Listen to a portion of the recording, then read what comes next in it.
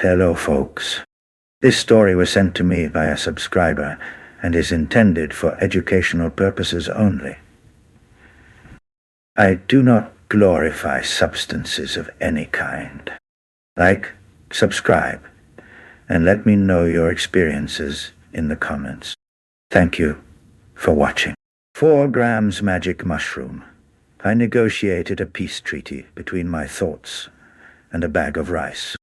It was late afternoon, and the sky outside had the kind of gray that feels like it's waiting for a plot twist.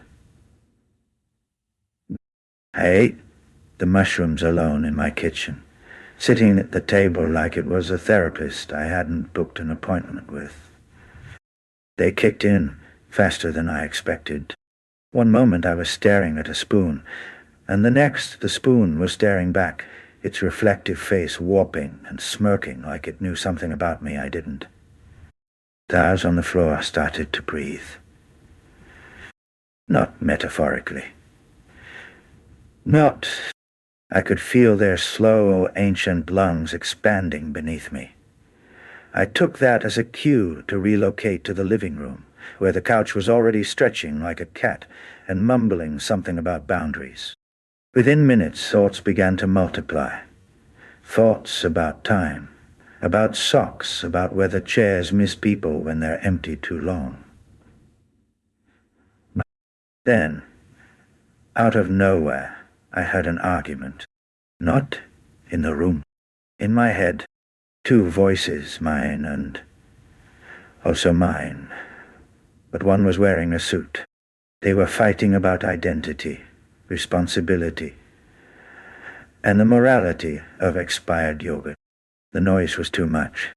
I fled to the pantry for some reason. Maybe I was looking for quiet. Instead, I found rice. A bag of jasmine rice, to be exact, half full and tied, shut with a rubber band. But it was glowing. Not brightly, not even physically, but spiritually. That rice was lit. It hummed like a monk who had figured out a universal truth and wasn't in a hurry to explain it. I sat down, cross-legged, in front of the rice. It greeted me in a voice that sounded like someone reading bedtime stories through an old radio. "You've been at war," it said. "Internal civil unrest. We've been monitoring the situation." "Who's we?" I asked. "Our grains," the rice replied. "We're a neutral party, but we believe in resolution." I wanted to laugh, but the sincerity of the rice kept me respectful. "Okay," I said. "What's your plan?" The rice slowly levitated 2 inches above the shelf and began to rotate. "We must bring your thoughts to the table. Literally. Summon them." I didn't question it. I stood up, went to the dining room, cleared the table, and sat down. I imagined each thought as a person. Soon, they began to manifest. First came doubt, dressed in corduroy, biting its fingernails. Then enthusiasm, wearing a cape made from a shower curtain.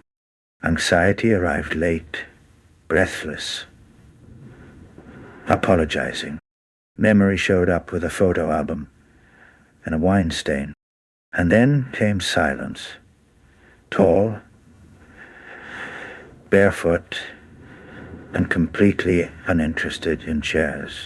The rice bag was placed in the center of the table. It glowed brighter now, pulsing with authority. "Let's begin," it said. Each part of me began to speak. They didn't interrupt. They listened.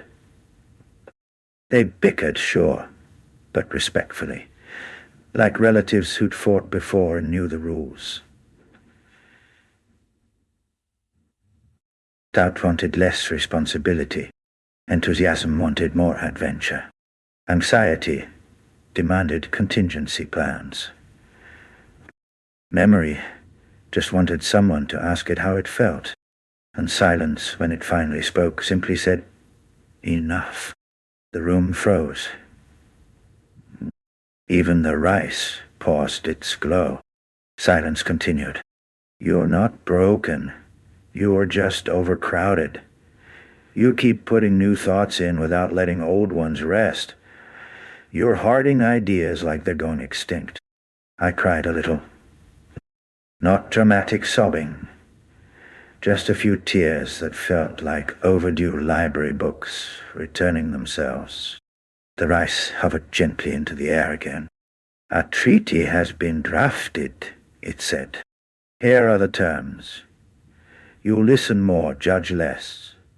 And every Thursday you will spend 1 hour doing absolutely nothing without guilt." All parties agree. All parties agree. The thoughts nodded. Even anxiety. Silence didn't nod, but gave a subtle wink which felt more significant. With that, the summit ended.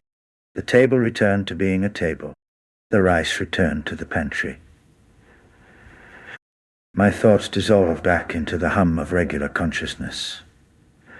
But softer now, less tangled. I lay down on the carpet, which was whispering compliments to my spine, and closed my eyes. The peace treaty held. It still holds, and I've kept my promise. Every Thursday, I do nothing for 1 hour. Just me, the quiet, and the rice. My strange, glowing ambassador of calm.